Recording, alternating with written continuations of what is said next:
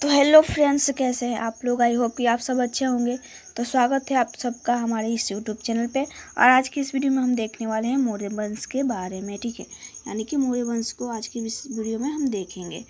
तो video start करने से पहले बता दें कि यदि आप हमारे चैनल पर नए हैं तो चैनल को सब्सक्राइब कर दीजिएगा और वीडियो अच्छी लगी तो लाइक ज़रूर कर देना, ठीक है। तो बने रहे लास्ट तक हमारे साथ इस वीडियो में। तो चलिए करते हैं स्टार्ट मौर्य वंश को। तो सबसे पहला सवाल आता है कि मौर्य वंश की जो जानकारी है वो कैसे मिलती है। तो मौर्य वंश की जानकारी जो है, जानकारी के कई स्रोत हैं, ठीक है। यानी कि मौर्य वंश की जानकारी के बहुत सारे स्रोत हैं, ठीक है। जिसमें से एक स्रोत पुरातात्विक स्रोत भी है। जैसे कि पुरातात्विक स्रोत में हम अभिलेख, सिक्का और जो मृदभांड है इसको हम पढ़ते हैं पुरातात्विक स्रोत में। तो जुन्नागढ़ अभिलेख से भी मौर्य वंश के बारे में पता चलता है। शाहगौर अभिलेख, अशोक के अभिलेख, भवन, स्तूप एवं गुफा अभिलेख से भी पता चलता है। और मुद्रा यानी कि सिक्कों का प्रचलन था। जो मौर्य वंश में आहट की सिक्का चलती थी और पंचमार्क की, ठीक है। और मृदभांड जो है, काले रंग का मृदभांड हुआ करता था मौर्य वंश में। तो काले रंग के जो मृदभांड है वो भी प्रतीक है, यानी कि उससे भी जानकारी मिलती है मौर्य वंश की। और दूसरा जो हमारा स्रोत है वो है विदेशी यात्रा विवरण, ठीक है। तो इंडिका नामक पुस्तक और आस्तीन और जस्टिन में भी मौर्य वंश की जानकारी मिली है। और तीसरी जानकारी जो है वो साहित्यिक स्रोत से भी मिलती है, ठीक है। तो साहित्यिक स्रोत को भी देख लेते हैं थोड़ा बहुत। तो अर्थशास्त्र, ठीक है। राजतरंगिणी, मुद्रा राक्षस, यानी कि मुद्रा राक्षस जो है वो विशाख दत्त की रचना है, ठीक है। और जैन तथा बौद्ध धर्म से भी मिलती है मौर्य वंश की जानकारी। तो ये तो हमने देख लिया कि जो मौर्य वंश है उसके बारे में जानकारी हमें कैसे प्राप्त होती है, ठीक है। तो नेक्स्ट देख लेते हैं हम मौर्य वंश के पहले शासक और मौर्य वंश के जो रचयिता है चंद्रगुप्त मौर्य, उनको देख लेते हैं, ठीक है। तो जो चंद्रगुप्त मौर्य है उनका जो शासन काल चलता है वो चलता है 322 से, ठीक है। 322 से 322 से 298 ईसा पूर्व तक चंद्रगुप्त मौर्य का शासन चलता है, ठीक है। तो चंद्रगुप्त मौर्य के बारे में देख लेते हैं हम। तो प्राचीन भारत का राजवंश जिसने 137 वर्ष तक भारत में राज किया, यानी कि जो मौर्य वंश था वो प्राचीन भारत का ऐसा राजवंश था जिसने 137 वर्ष तक राज किया था। इसके संस्थापक का श्रेय चंद्रगुप्त मौर्य और उनके प्रधानमंत्री चाणक्य को दिया जाता है। और जो इसके संस्थापक हैं जो मौर्य वंश के, उनका सारा श्रेय जो जाता है वो चंद्रगुप्त मौर्य और उनके प्रधानमंत्री चाणक्य को जाता है, ठीक है। जिन्होंने नंद वंश के राजा धनानंद को पराजित किया और मौर्य वंश की स्थापना की। जो चंद्रगुप्त मौर्य जो है वो धनानंद को, नंद वंश के जो शासक थे धनानंद, उनको पराजित करके नंद वंश की स्थापना कर दी, ठीक है। फिर नेक्स्ट है विशाख दत्त की पुस्तक मुद्रा राक्षस, यानी कि विशाख दत्त की पुस्तक है मुद्रा राक्षस। उसमें नंद वंश के पतन तथा मौर्य वंश के उदय की चर्चा है। इसके अनुसार चाणक्य के सहयोग से चंद्रगुप्त मौर्य ने धनानंद का अंत कर दिया और धनानंद की पुत्री दुर्धरा से विवाह कर लिया और मौर्य वंश की स्थापना कर दी। यानी कि विशाख दत्त की पुस्तक मुद्रा राक्षस में यह जानकारी मिलती है कि नंद वंश का पतन कैसे हुआ और मौर्य वंश की उदय कैसे हुई।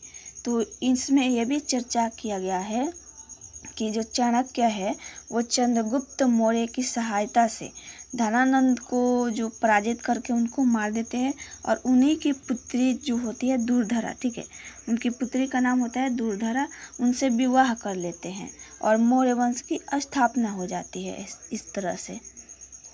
फिर नेक्स्ट देखते हैं तो चाणक्य चंद्रगुप्त मौर्य के गुरु थे। जो चाणक्य है वो कौन है, तो चंद्रगुप्त मौर्य के गुरु हैं। और यह तक्षशिला विश्वविद्यालय के आचार्य थे। जो चाणक्य है वो तक्षशिला विश्वविद्यालय के क्या है, आचार्य, और चंद्रगुप्त मौर्य के गुरु हैं। ठीक है। चाणक्य को एक और नाम से जानते हैं जिसको कौटिल्य, ठीक है, कौटिल्य के नाम से भी चाणक्य को जाना जाता है। मौर्य काल में तक्षशिला शिक्षा का प्रसिद्ध केंद्र था, जहाँ चंद्रगुप्त मौर्य भी शिक्षित हुए। यानी कि जो तक्षशिला जो है वो शिक्षा का प्रमुख केंद्र था। किस समय? मौर्य वंश के समय काल में। और चंद्रगुप्त मौर्य भी यहीं से शिक्षित हुए थे। फिर नेक्स्ट है इन्होंने अपनी राजधानी पाटलिपुत्र को बनाया। यानी कि चंद्रगुप्त मौर्य ने जो मौर्य वंश का स्थापना की और राजधानी किसको बना दिया, तो पाटलिपुत्र को राजधानी बना दिया। ठीक है। 322 ईसा पूर्व में चंद्रगुप्त मौर्य गद्दी पर बैठा। यानी कि यह समय काल जो है उससे भी प्रश्न पूछे जाते हैं। 322 ईसा पूर्व में चंद्रगुप्त क्या हुए थे, गद्दी पर बैठे थे। ठीक है। फिर नेक्स्ट है चंद्रगुप्त के माता का नाम मौर्य था, जिसका संस्कृत में अर्थ मौर्य होता है, इसलिए इस वंश का नाम मौर्य वंश पड़ा। यानी कि जो चंद्रगुप्त मौर्य की माता जी थी जिनका नाम था मौर्य, और मौर्य का संस्कृत में अर्थ होता है मौर्य, इसलिए इस वंश का जो नाम है मौर्य वंश हो गया। ठीक है। फिर नेक्स्ट देखते हैं, तो नेक्स्ट है चंद्रगुप्त मौर्य। चंद्रगुप्त मौर्य का साम्राज्य उत्तर कश्मीर से लेकर दक्षिण में कर्नाटक तक, यानी कि उत्तर में कश्मीर से लेकर दक्षिण में कहाँ तक, तो कर्नाटक तक, तथा उत्तर पश्चिम में ईरान से लेकर पूर्व बंगाल तक फैला हुआ था। यानी कि मौर्य साम्राज्य बहुत बड़ा साम्राज्य था और यह बहुत दूर तक फैला हुआ था। ठीक है। अगला है जब चंद्रगुप्त मौर्य मगध का शासक बने, ठीक है, तब भी यूनानी आक्रमणकारी सेलुकस निकेटर, यानी कि यूनानी आक्रमणकारी कभी कभी ना मैं जल्दी बोलने में घबरा जाती हूँ, तो उसके लिए सॉरी। सेलुकस निकेटर यूनानी आक्रमणकारी कौन है, तो सेलुकस निकेटर ने आक्रमण कर दिया, किंतु मौर्य वंश ने उसे पराजित कर दिया और उसकी बेटी कर्नेलिया से विवाह कर लिया और दहेज में आराकोसिया, जेड्रोसिया इत्यादि ले लिया। यानी कि चंद्रगुप्त मौर्य जब मगध का शासक बने थे तभी एक यूनानी आक्रमणकारी ने भारत पर आक्रमण किया था, जिसका नाम था सेलुकस निकेटर। ठीक है। सेलुकस निकेटर को चंद्रगुप्त मौर्य ने पराजित कर दिया। ठीक है।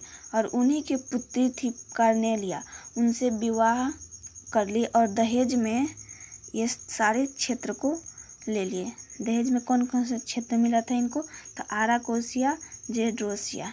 आराकोसिया जो है वो कंधार में है, ठीक है, और बलूचिस्तान में है जेड्रोसिया। फिर नेक्स्ट देखते हैं, चंद्रगुप्त मौर्य ने सेलुकस निकेटर को 500 हाथी उपहार में दिए थे। यानी कि चंद्रगुप्त मौर्य ने सेलुकस निकेटर को कितने हाथी दिए थे, तो 500 हाथी उपहार में दिए थे। चंद्रगुप्त मौर्य को भारतीय इतिहास होगा यहाँ पे, भारतीय इतिहास का महान सम्राट माना जाता है।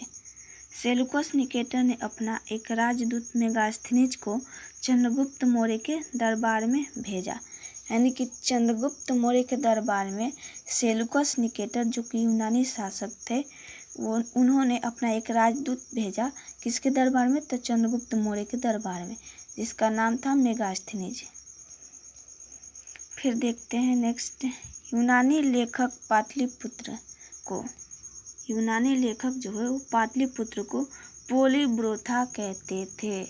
यानी कि ये भी महत्वपूर्ण है कि यूनानी लेखक जो है वो पाटलिपुत्र को क्या बोलते थे, तो पोलीब्रोथा कहते थे। फिर नेक्स्ट है मेगास्थनीज की पुस्तक इंडिका में मौर्य वंश की जानकारी मिलती है। इंडिका में लिखा है कि मौर्य काल में समाज 7 भागों में विभाजित था। यानी कि मेगास्थनीज द्वारा रचित पुस्तक इंडिका में मौर्य वंश की जानकारी मिलती है। और इंडिका में ये भी लिखा हुआ है कि जो मौर्य काल था, यानी कि मौर्य काल में समाज 7 भागों में विभाजित था, यानी कि बटा हुआ था। तो वो 7 भाग कौन कौन सा था उसको देख लेते हैं। तो पहला जो भाग था वो था दार्शनिक का, ठीक है, पहला भाग दार्शनिक। दूसरा भाग जो था वो अहीर, यानी कि जो भी गाय का पालन करते थे और उनसे दूध की मतलब दूध से अपना जो क्या बोलते हैं उसको, हाँ, पालन पोषण करते थे, उनको अहीर के कैटेगरी में रखा गया। तीसरा जो थे वो थे सैनिक, तीसरा कैटेगरी सैनिक। चौथा कैटेगरी था किसान का। और पांचवा निरीक्षक, यानी कि जो देखभाल करते थे उनका। और छठवां जो है वो कारीगर थे, जो अपने यानी कि कामों में लगे रहते थे, वो कारीगर हो गए। और सातवां सभासद, ठीक है, यानी कि सभासद, ठीक है। तो ये 7 जो 7 भाग है वो मौर्य वंश, यानी कि मौर्य काल में ये 7 भाग समाज जो था वो 7 भागों में विभाजित था। तो ये तो हमने देख लिया।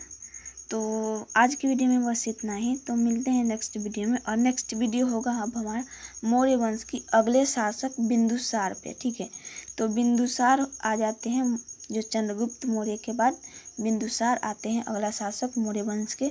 और बिंदुसार जो है वो चंद्रगुप्त मौर्य के ही पुत्र है। तो बिंदुसार को अगले वीडियो में हम देखेंगे। तो चलिए मिलते हैं नेक्स्ट वीडियो में। और हाँ, वीडियो अच्छी लगी हो तो लाइक शेयर सब्सक्राइब जरूर कर देना। तो चलिए मिलते हैं नेक्स्ट वीडियो में। जय हिंद।